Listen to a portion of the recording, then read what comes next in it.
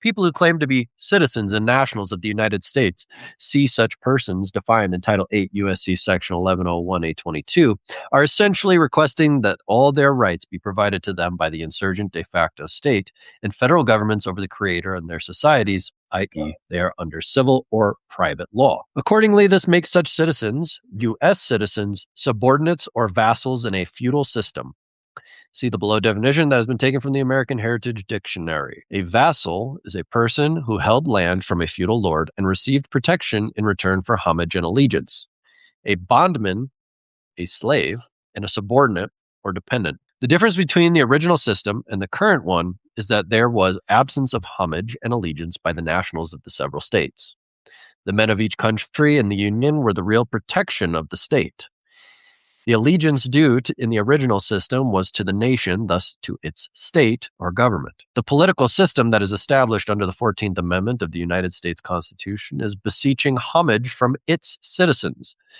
This amendment is what changed rightful nationalities and citizenship from being state-based under the rule of international law to that of federal or of the United States under an operation of law set forth by Section 2 of that amendment.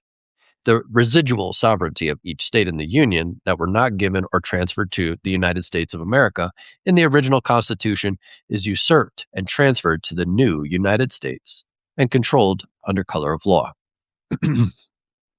Therefore, one must understand that the people who are participating in elections in rebellion under the 14th Amendment are no longer nationals that make up the sovereignty of a state. Such persons are actually subjects or vassals of the United States entity who are then residents in its political subdivisions.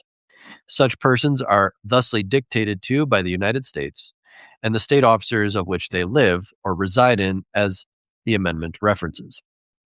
Due to the 14th Amendment operations, the people and accordingly the states are no longer sovereign.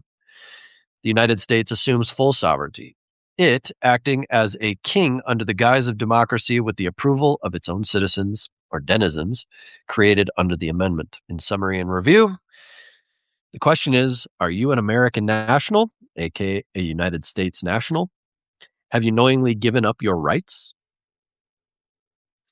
Below are a few general factors to consider that will determine whether or not you are considered or deemed to be a national of the United States, or an American national by the governments. 1, have you signed any government form or participated in any activity that states you must be a citizen of the United States or a U.S. citizen?